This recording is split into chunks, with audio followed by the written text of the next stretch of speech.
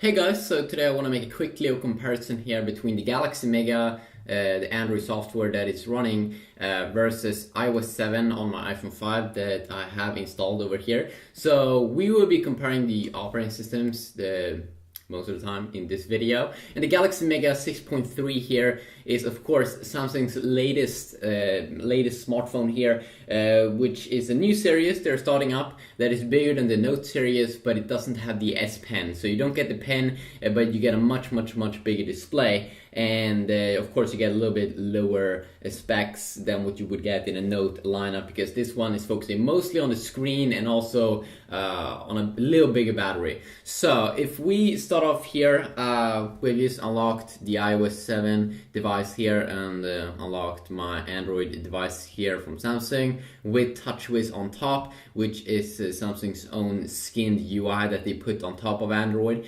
So the first thing we can see here is still at the first, if you haven't seen iOS 7, they have changed all the icons, so all the icons have been updated to more of like a cartoonish feeling, and then also they go more with the theme of black and white. And you can also see here on the lock screen here you have these nice fadeaway effects. You have a live wallpaper here. Slide to unlock, you slide left, and then also nothing happens when you slide to right side. You have a quick access to the camera, which is extremely good when you want to take pictures of something, of course, when you want to take them quick. They have also remade all of the apps, like the browser, the Safari browser, the camera browser, the music browser, or music browser, not music browser, but of course use the music player. So we can go with specific apps probably in another video, but you also have like a new control center in iOS 7 that you can access anywhere on it. And of course in this video I'll be focusing a little bit more here on iOS 7 because that's the new thing, and that is when you swipe from the bottom side here, you get this kind of control center up, and here you get some quick toggles. You can quickly toggle Wi-Fi, airplane mode, Bluetooth mode, do not disturb mode when you don't want anyone to disturb you.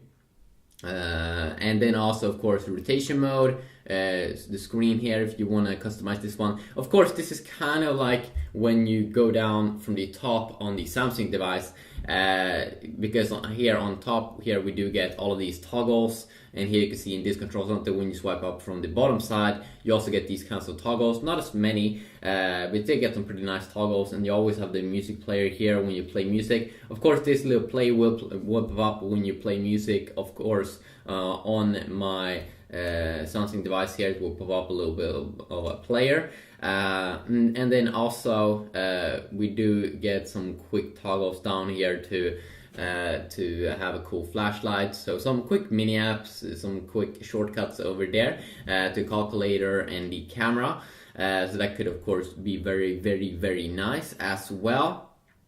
And then also if you want to know, if you take a look at these two home screens here, what is still difference between these two? Well, the big thing of course is that you still have your own home screens here, where you have a little bit more of a freedom on the Samsung device, because here we can have both widgets and apps. And if we don't want to have anything on our home screens, we can also remove it, and we have this kind of library here where we can see all of our apps, what Apple always have decided, or use widgets, what Apple always have decided to always show all of the apps on the home screen. Of course you can create custom folders and kind of hide away apps, but you still kind of will see them on the home screen, while you have much more flexibility here in Android. And of course we can install a custom launcher to change the UI completely, maybe the what is it called, like the Nova launcher. There's some other launchers out there called Apex launcher, where you can completely customize the UI and how it looks like. You can also see of course that the Galaxy Mega is a super big phone over here, super big, 6.3 inch versus 4 inch over here. If you talk about the display, which one's better here, I could say that definitely the iPhone display is a little better here. The display that you get on the Mega is a TFT LCD display, which is not as good as the AMOLED display. It doesn't have as good viewing angles when you look at the phone from the side as an S4 or an S3, but it's still pretty decent, and it can still work. If you compare here the multitasking, Of course, you still use double tap here on the iPhone, and we just hold in the home button here on my Samsung device. You can see here that multitasking is a little bit different here. You swipe in the iPhone while you go up and down on my Galaxy Mega, but it's pretty similar. You swipe up here, kind of like HTC have had earlier. And then also what you can do, what I do like here about Android is that just with one tap I can remove everything. So I can like close everything. We'll see if it's gonna come out any jailbreak tweaks or anything to the iPhone 5. Hopefully it will, and hopefully it will come out a jailbreak in the future. So if we now also continue, let's try to create a folder here. So how you create a folder on iOS 7, of course, is how we always have been doing it. You just take one and then you just drag it on top. And the cool thing now with iOS 7 is that it seems like it's way better when you create folders, because you can have a ton of apps here you can swap in. It's kind of like mini home screens now. So that, of course, is definitely something that I do enjoy. Well, if you want to create a folder here, let's try to create a folder here on my Samsung device. Let's see, can we swipe on top? Nope, we can't. So we need to hold in and then go up there at the top to create a folder. We'll pick a name. And now we can use drag and drop, and this is how it looks like. So you can see all of your apps in here. It kind of looks like the old version of iOS in iOS 6. Then they kind of had that system. So of course that is pretty nice. You also have 8 megapixel camera on both these two devices. I will be comparing or try out the Galaxy Mega 6.3-inch camera a little bit more, compare it against the S4 and S3 probably, and maybe the Note 2 as well. Because that's definitely something that I do want to do. And then also when we go down now on the iOS 7, you can see here at the top. So this is kind of the control center here, but you also get the notifications here in Android. You don't get anything when you swipe from the top. Apple likes to keep focusing on the control center at the bottom here. And then they do have a section up here where you can see the calendar. You also have some tweaks in the settings area if you want to see even more stuff in here in like stocks and things. I kind of do like it that with the new design here, that you can see that it's kind of like transparent. So it's these small little things that makes it look pretty attractive here on the iPhone. And then also, if you want to now search on the iPhone, because of course they have changed that system. Before you swipe one side to the left here to search for apps or anything else. Now you just drag down like that, and you will see search for iPhone or search an iPhone. So let's say I want to open an app or reminders. As you can see here, I get some music popping up and also the applications. So that is how you search. Pretty useful. I actually think it's better than probably what you do get in Android, because in Android, if I want to search something, I need to go into programs. I need to like tap in here. No, maybe not.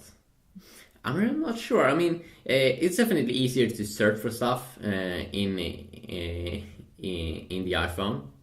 I'm not sure why that's the case. They should definitely make it probably a little bit easier. I'm probably gonna get some haters now in this video. And then also, let's see here if we could check out some quick apps here as well. Gonna fire up the Safari browser here.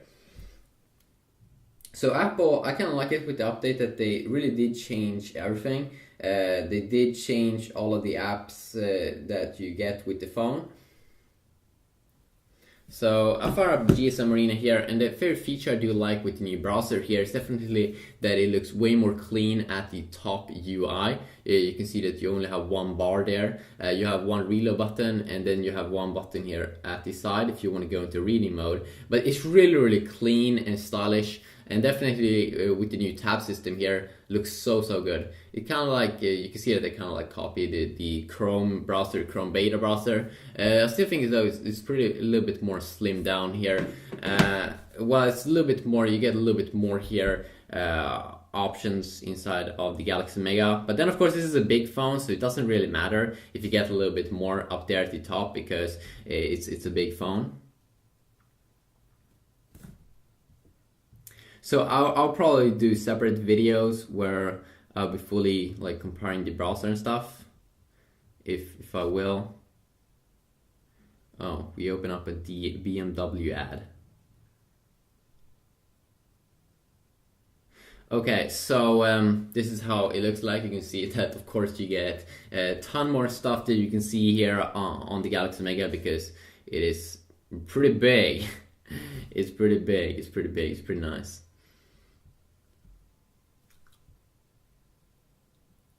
But no lag, of course, or whatsoever in any of these two devices.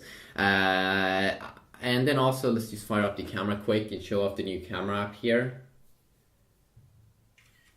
So you can see here that the new camera app has been updated here, and it is just a very simple one where you can just swipe here to go into different modes. And Apple usually likes to keep it simple, and this time also it's very simple. I think this square mode is for like Instagram, and then you have normal photo mode. You can also enable HDR, as you can see up there at the top. Underneath here, you also have the panorama mode, which they also seem to make a little bit easier here. Very simple UI. And then, of course, when we pop up our camera here on the Galaxy Mega, you can see that it has this Galaxy camera UI that you also do get in the S4, which is also extremely nice that you do have a quick button here for different modes. You do get some help there at the side showing you what they will do: sport mode, panorama mode, HDR mode, and then of course you can see this text is in Swedish, but of course, if you do have an English setup on your phone, you can read that totally. You can see here that you can take a video and take pictures at the same time. So pretty good, pretty awesome. So just a quick little video here showing off mostly iOS 7, of course, because it is kind of new. You get some new features here though, also in Android compared to earlier versions for Samsung devices, and that's definitely that you have more toggles here in the settings area, which I do enjoy a lot. And then you probably also have some small features. I can of course definitely go over a lot of mini features that you do get inside of Android compared to iOS 7. That's very nice. Like you can have two apps open up at the same time here on my Galaxy Mega. So I can have one app here and one app here. It's definitely nice when you have a big display like this, especially when gaming experience, movie experience and everything will be better because the display is just too big.